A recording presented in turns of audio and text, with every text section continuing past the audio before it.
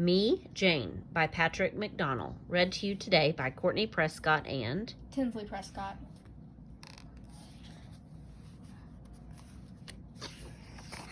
Me, Jane.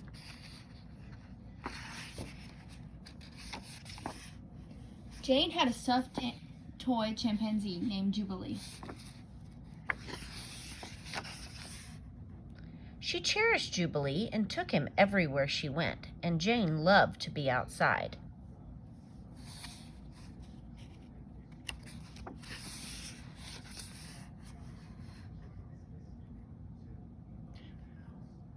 She watched birds making their nest, spiders spinning their webs, and squirrels chasing one another up and down trees.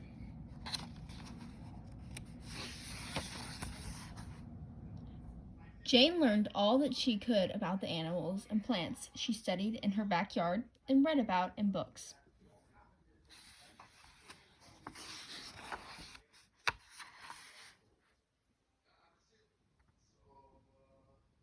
The Alligator Society, Wild Bird Puzzle, Jumbled Bird Puzzle,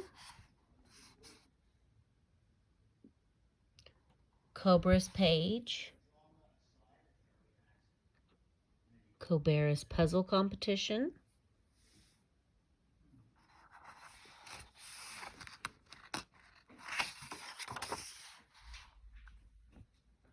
One day, curious Jane wondered where eggs came from, so she and Jubilee snuck into Grandma Nut's chicken coop.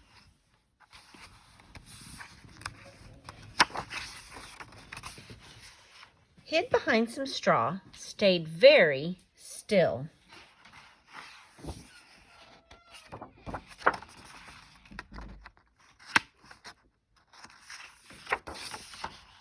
And observed the miracle.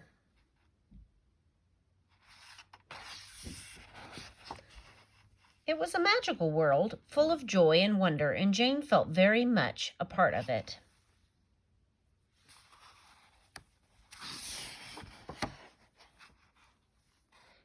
Jane often climbed her favorite tree, which she named Beech.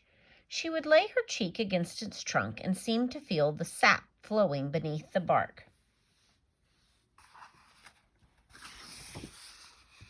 Jane could feel her own heart beating, beating, beating.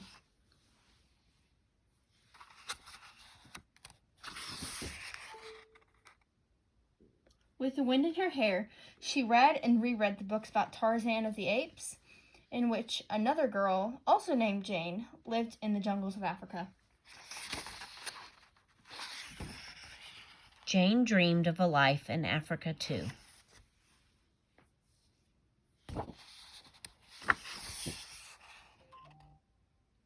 A life living with and helping all animals.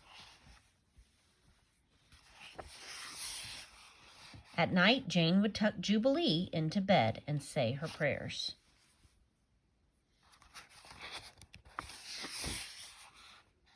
And fall asleep.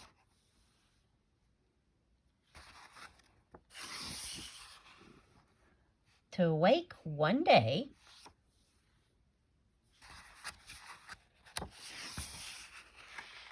to her dream come true.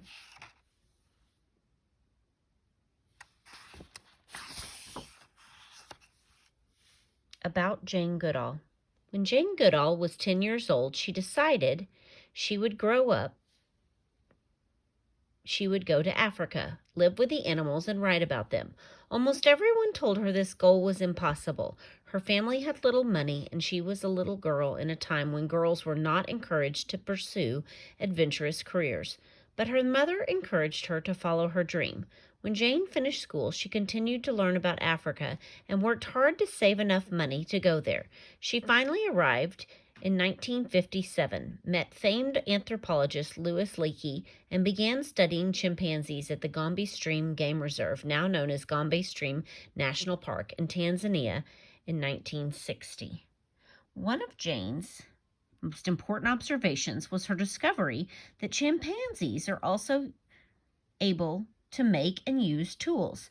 Until this time, experts thought only humans were able to do so, but based on Jane's remarkable studies, the world was forced to rethink what makes humans different from animals. She wrote about these discoveries and countless other observations in her 1986 book, The Chimpanzees of Gombe: Patterns of Behavior.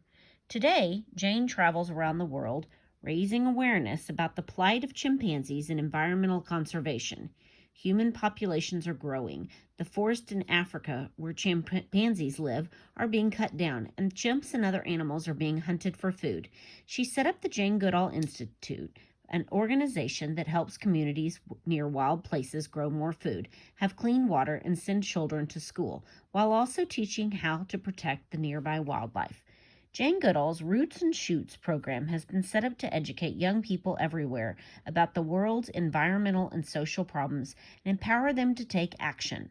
This growing organization operates in more than 120 countries, and there are tens of thousands of members ranging in age from preschoolers to university students.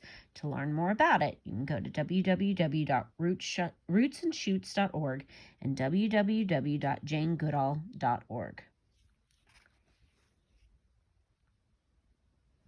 A message from Jane.